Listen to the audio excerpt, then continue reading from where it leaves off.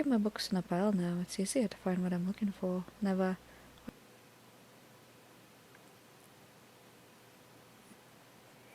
Ooh, spooky. So, what is this?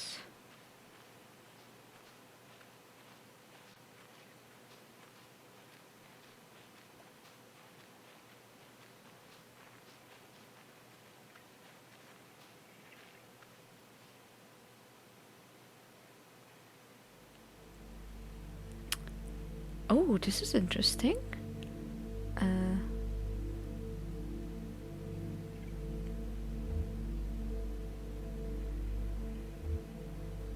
She lit a second cigarette with the embers of the first one.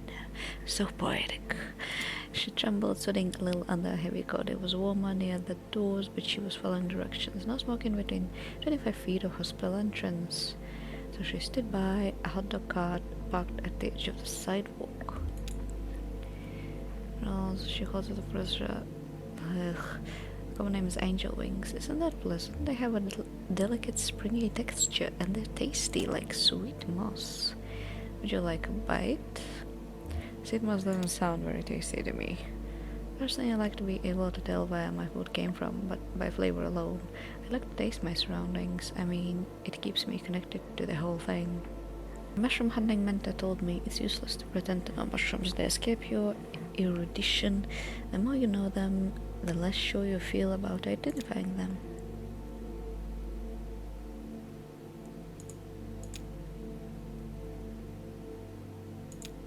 Oh, here's an important one to recognize though, look. See the sort of greenish pallor of the cap? That's Greek. Amanita means mushroom and Phallodes means... I think I know what it means. Can you eat it? Only once. It's deadly poisonous. Death cap, that's the common name. It's killed a lot of people. This little mushroom, including a few Roman emperors. It's revolutionary. Haha. Even the Buddha died from eating a mushroom and he was very old. That's just what they do. They just die. Clear away old things, make room for new things. Pretty important, right? I always thought they deserved a little more respect. Would you like to help me look for a few more? I have a sort of shopping list. Great, look for... Actually, just grab the mushrooms that catch your eye and throw them in this bag. Let me know when you're done and we'll see what you've got. Have fun! That's the second rule of mushroom hunting. The first rule is ask it before eating anything, okay? Sounds reasonable. I like it. I like the first rule. I like how they split this whole thing. Okay. Tree roots. She spots a couple of intriguing growths along the root of the tree. A speckled white ball and a cluster of softly glowing amber cups. I thought that when I tried to strike up conversation with some immediately to personal questions, she decided to give him the benefit of the doubt. Maybe he considered it part of his job, she thought, to offer his customers some kind of counsel. Maybe it was to solve his guilty conscience for selling junk food at the hospital. And the music is so pretty.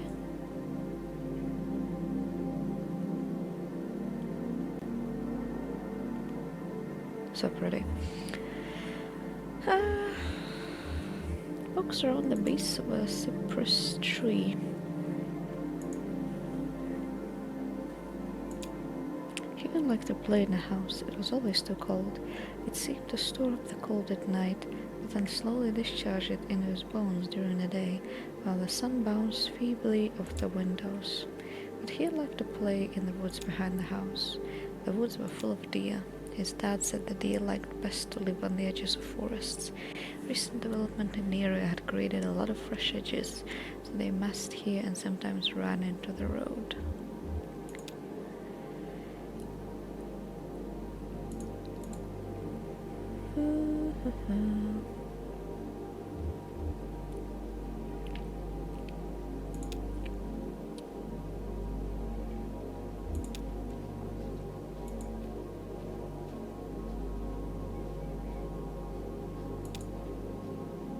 Had she ever tried any alternative medicines? Acupuncture? Homeopathy? Ayurveda, magical thinking. She said she'd never heard of any of those things. He finished a stray hot dog out of the pickle jar.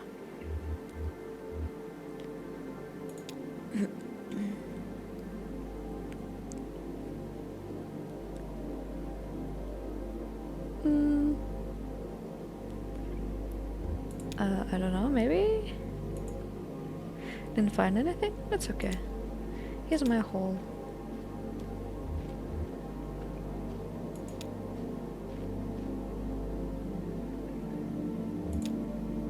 He heard strange, gruff voices back in the direction of the house, and something that sounded like a choked sob or a sharp rebuke. He kept going. Ozazaj listens to the water and the distant clicking of bats.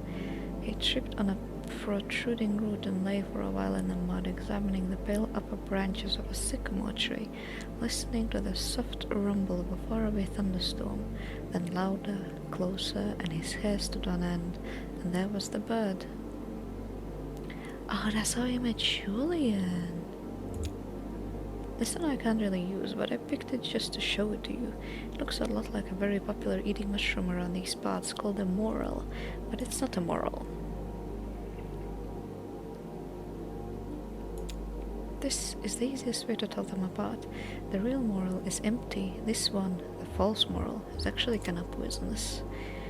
I forget what its effects are exactly here. Let's check them. Vermeulen? Okay, here it is. Symptoms include wanting to fight, demanding answers, trying to survive, nose on lips, restless sleep. I mean, if those are all the symptoms, it's not that bad if you eat it by accident. Wanting to fight. Fight with who? With other mushrooms or other trees? Dreams a flood of rolling stones, accidents, people transforming into owls, vampires, rockets, and traveling to stars. That doesn't sound so bad, actually.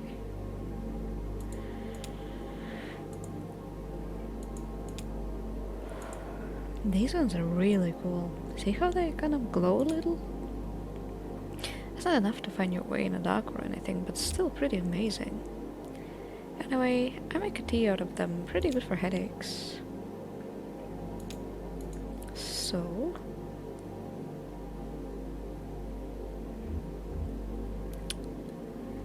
what do your parents do for work, I mean?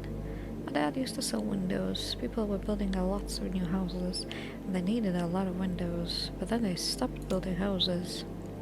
My mom worked at a bakery and a bar. Sometimes she would see the same people in the morning and the evening. The bakery closed and she doesn't work at the bar anymore, but she still goes there a lot to see her friends. Do you have a family?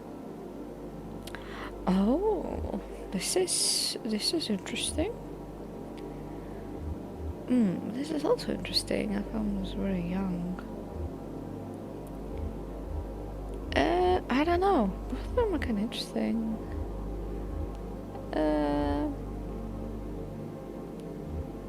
Let's go with this one. Show when you actually abandoned jobs and...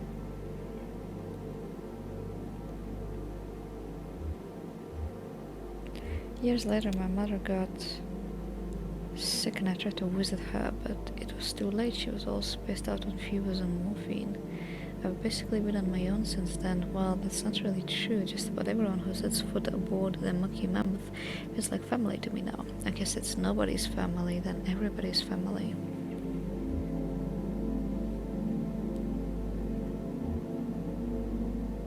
These are the only trees in this whole cave. Who planted them here? Right, not many trees down here in the dark.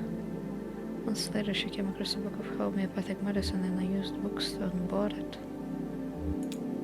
I know these are some kind of cypress, and they were definitely planted here deliberately by some who... I guess I don't know much about this place really. It's supposed to be some kind of memorial or something? We'll know more. Sorry, it's a mystery. She thought it was mostly bullshit, but found the author's notes on the unpredictability of mushrooms immediately compelling, spiritual even. She started collecting mushrooms on hikes, never eating them, just collecting, identifying, and discarding. Eventually, she connected with the Lexington Mycological Society and began to study in earnest the medicinal uses of fungi. Oh boy, the last was just coming. It's a mystery. Investigates a cypress tree. The tree smells spicy, oily. Looks up into the branches. Some of the branches have been trimmed recently. As such were clues. She put out her cigarette, said goodbye to the hot dog vendor, spent the rest of the afternoon listening to doctors and trying to understand the world as they did, as a list of discrete injuries to be mended.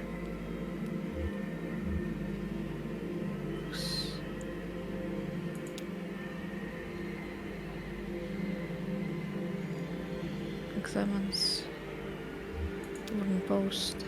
Grove is worn near the top of the post. What is that in the background? That sound? The screams?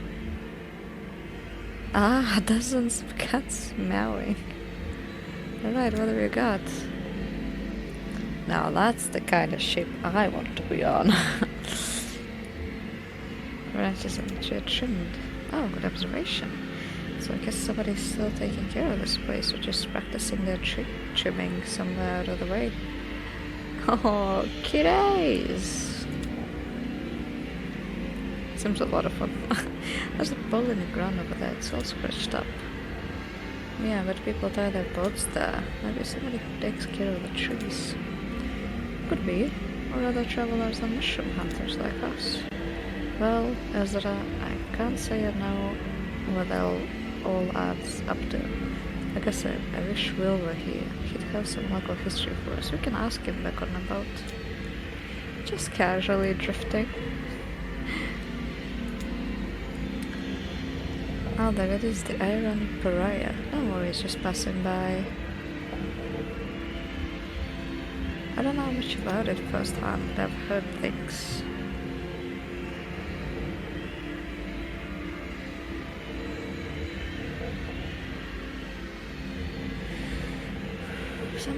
Supposedly there's nobody even aboard, no people, I mean.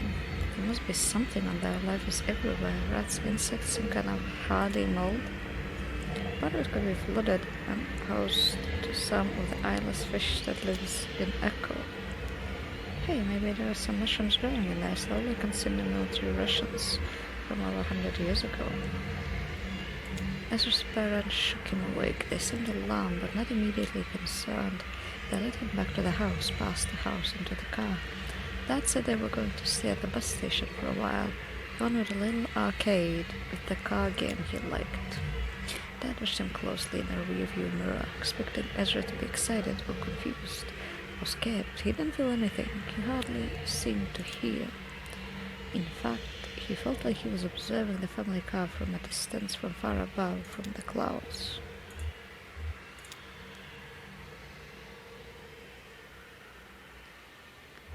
Someone told me she got close to it by accident and heard a strange wailing sound. She was a passenger on Mammoth. She said she'd been out fishing on a rowboat and got swept by a current near the cluttered place. Before she knew it, the Iron Pariah was upon her, unimaginably massive up close, but eerily silent.